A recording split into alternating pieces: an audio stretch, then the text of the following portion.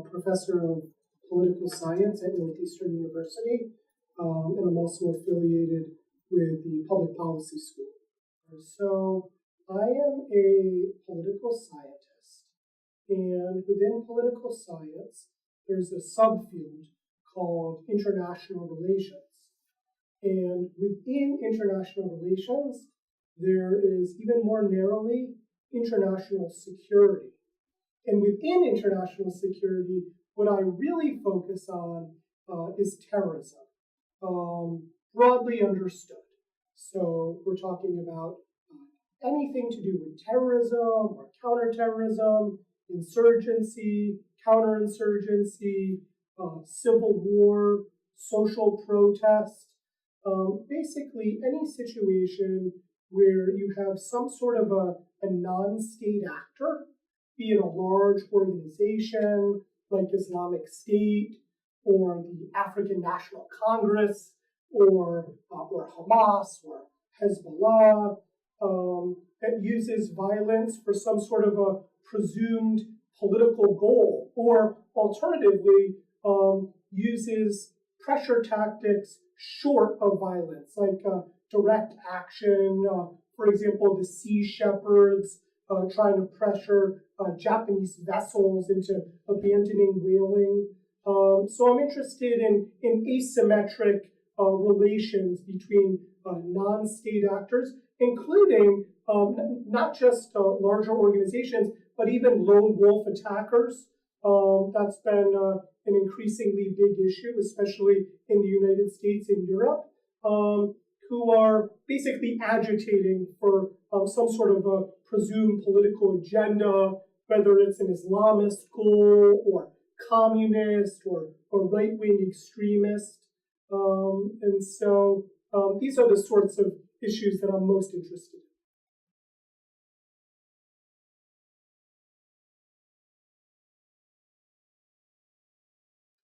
Sure. So resilience is a very broad topic. And my understanding is that it generally describes how societies respond to the vicissitudes of the world, calamities, regardless of their nature. So it could be some sort of a biological outbreak or some kind of a cataclysmic event like an earthquake. Terrorism is obviously very disturbing to a lot of societies around the world. And so my research as it relates to resilience would focus on societal and government responses to terrorism.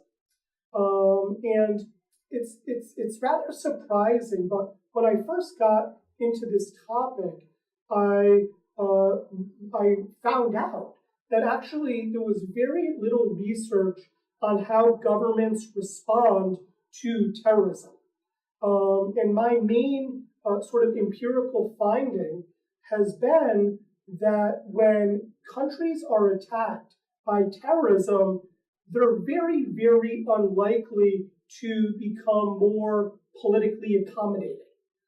They very seldom move to the political left. They very seldom grant the concession that the perpetrators are demanding. In fact, just the opposite. What tends to happen is that electorates move to the political right.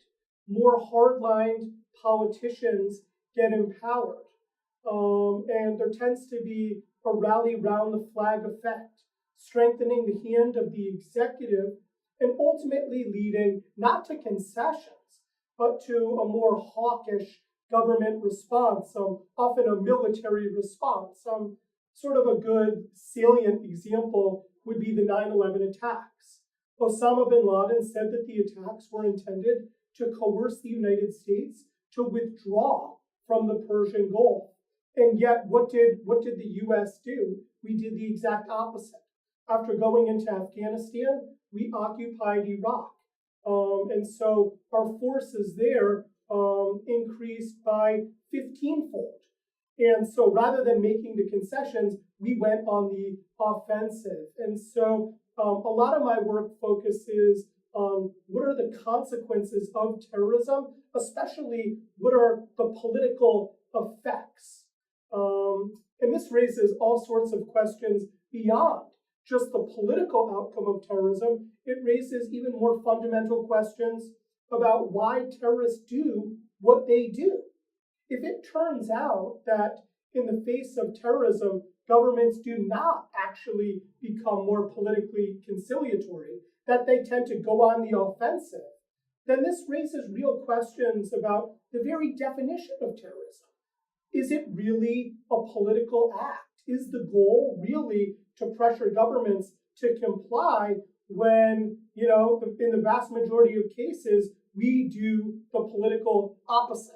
And so this is actually why I'm a proponent of the idea that although the definition of terrorism is a political act, I tend to believe that the social basis of terrorism, the social utility, is underrated, and that terrorists gain utility from their behavior even when governments don't make concessions, even when governments overreact, because a lot of terrorists like to participate in these groups for the bonding, for the social solidarity, and this has all sorts of alternative policy implications. Maybe we should try to divest terrorism of its social utility rather than focusing on its political utility, for example, by not making concessions.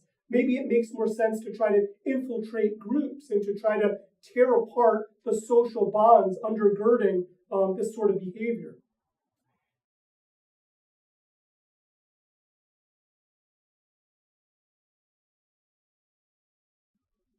Governments have responded to terrorism, of course, in different ways.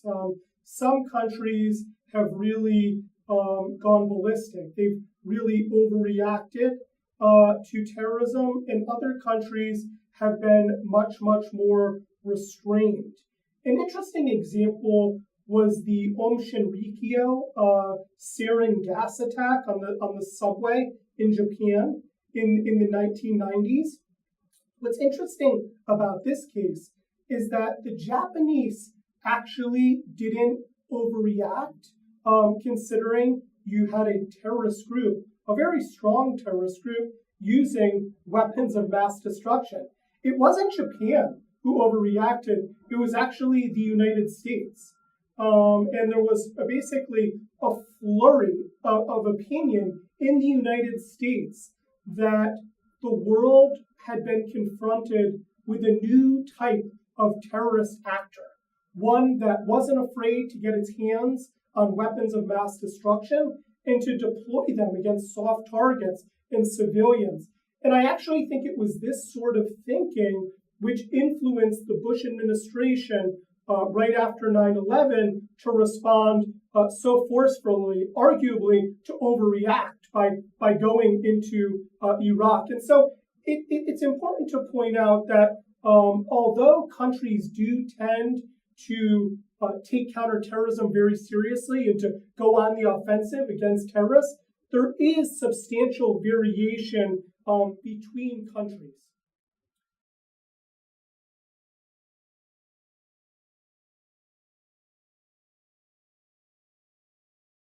Sure, I think that governments need to be careful not to overreact in the face of terrorism.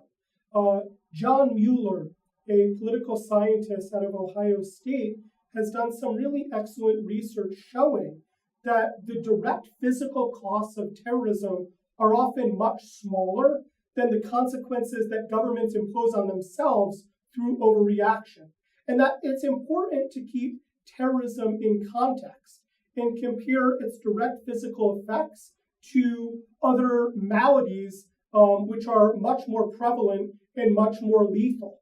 For example, when a terrorist, and we've seen this increasingly, uses a car or a truck to run people over, that attack gets huge amounts of media coverage. We've seen this sort of attack in London. We've seen it in Nice. in Nice, France. We've seen it in Berlin, Germany. We even saw it in Ohio. And yet, of course, the consequences of just everyday car crashes, that's much, much greater. And yet, those sorts of misfortunes don't get a lot of media coverage. And so it's important to understand that the media disproportionately covers terrorist incidents, even though they represent a much smaller amount of harm, especially, in the United States and in Europe. It is true that in certain countries in the world, terrorism does have very large direct physical costs. For example, in Iraq and in Syria, in Libya, in Yemen, in Pakistan, and in Afghanistan. But really, just a small portion of the countries in the world comprise the vast majority of terrorist attacks each year. And so societies, especially in the United States and in Europe, Western societies need to understand that the terrorism threat, although scary, is in objective terms much smaller than other maladies like daily car crashes.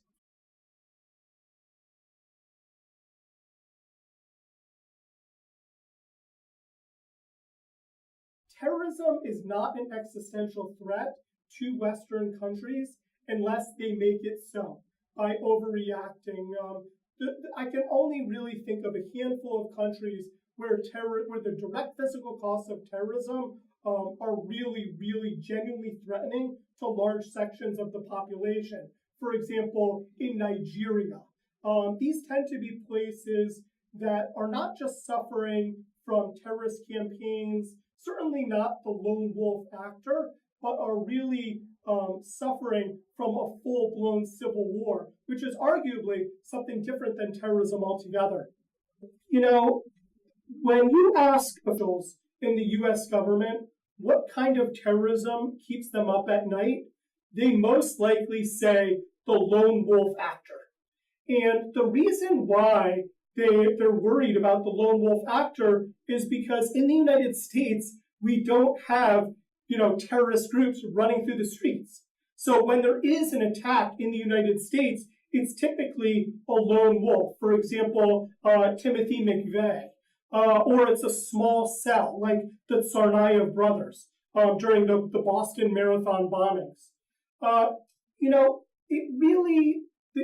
One needs to think about how to define risk. And my understanding of risk is that it's a function of the likelihood of something bad happening, as well as the consequences if that thing were to happen. And when officials say that they're most worried about the lone wolf attack, that makes sense in terms of the likelihood of terrorism happening in the United States. However, it's important to point out that the consequences of lone wolf terrorism tend to be smaller than when a terrorist group is responsible for the violence. There is, as James DiNardo pointed out, power in numbers. So the more perpetrators you have, in general, the more lethal the attack. And so lone wolf terrorism is more likely to happen in the United States. And so in that sense, it's more threatening, but the consequences tend to be less serious than when the violence is perpetrated by a broader terrorist group. The very term lone wolf is increasingly contested because it may seem initially that an individual is really operating completely alone in committing the terrorist attack.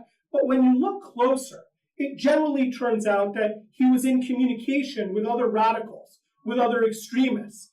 Ideologically, he was not operating in a vacuum.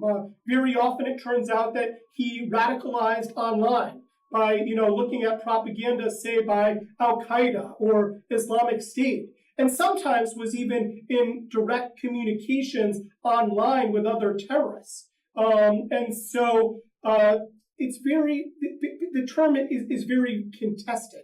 It's not entirely clear how we should define the lone wolf terrorist. The definition that I use is when a terrorist does not have any operational support from a terrorist group. So the terrorist group is not providing him weapons or attack plans. And so I would still consider somebody to be a lone wolf terrorist, even if he was radicalized online by some terrorist organization, or even if he had terrorist friends.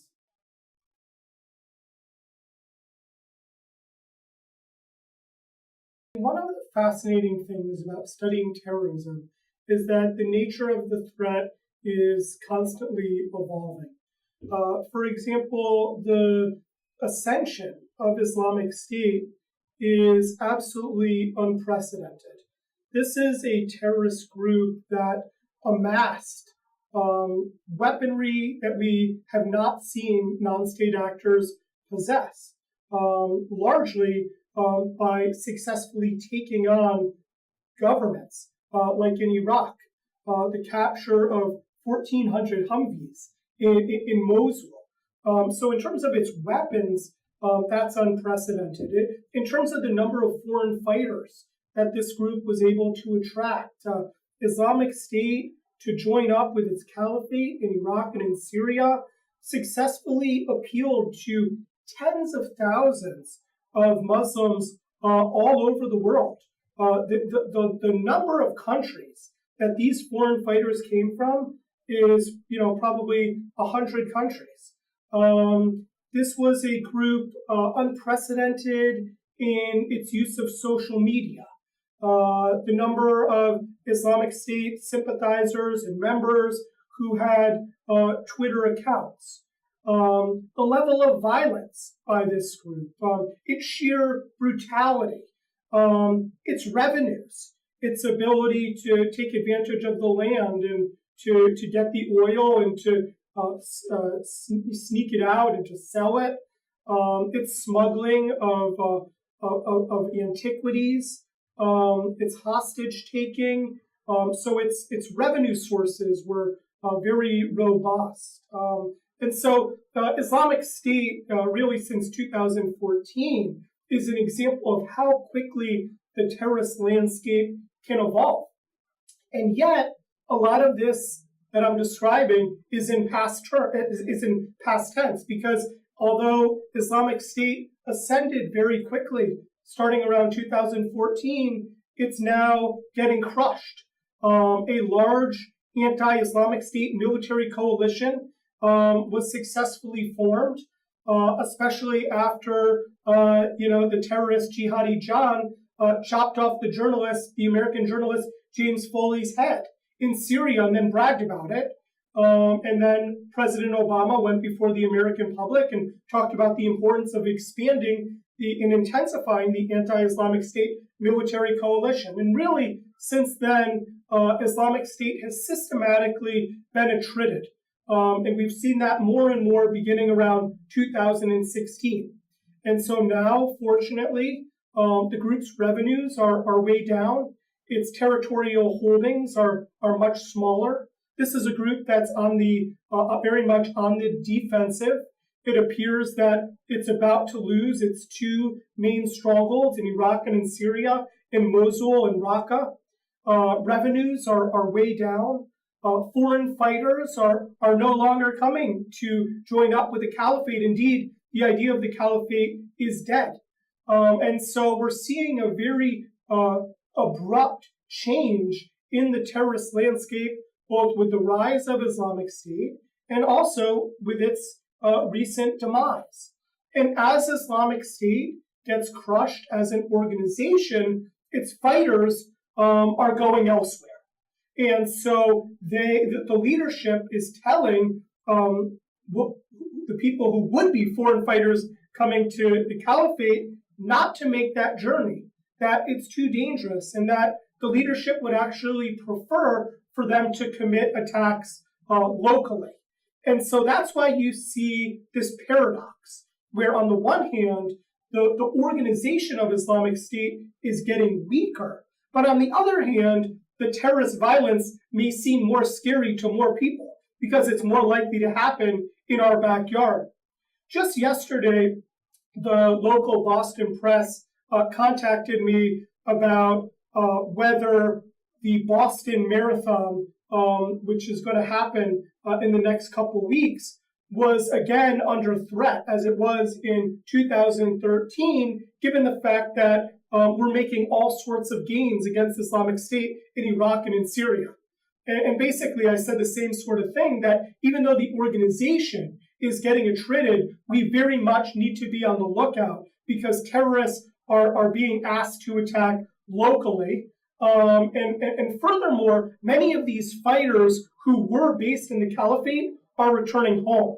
And whereas that's not as big of a threat to the United States because we didn't supply as many foreign fighters as other countries, especially in Europe, like France and in Germany and Britain, this is something that we need to be careful about.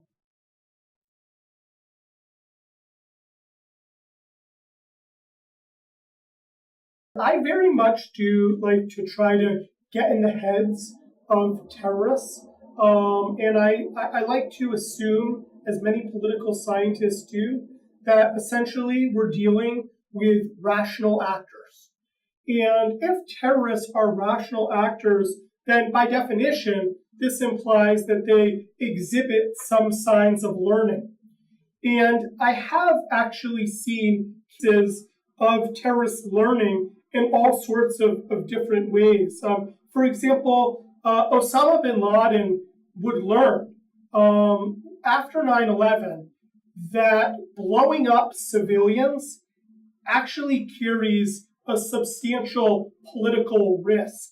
Not only did the civilian attacks encourage the United States to mount this large war on terrorism, but in Iraq, where the main Iraqi affiliate established itself, that group misfired by killing so many civilians that the population, including the Sunni population, turned against the group and ultimately put that affiliate, Al-Qaeda in Iraq, down.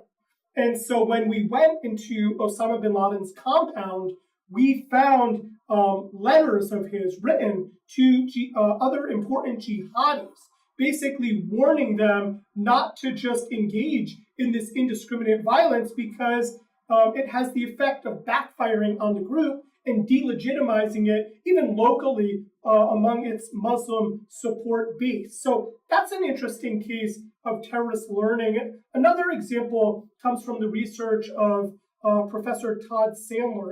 And what he found is that in the 1970s, when the United States started implementing X-ray machines in airports, this had a deterrent effect on terrorists. They were less likely to try to skyjack planes and more likely to go after less defended targets like embassies.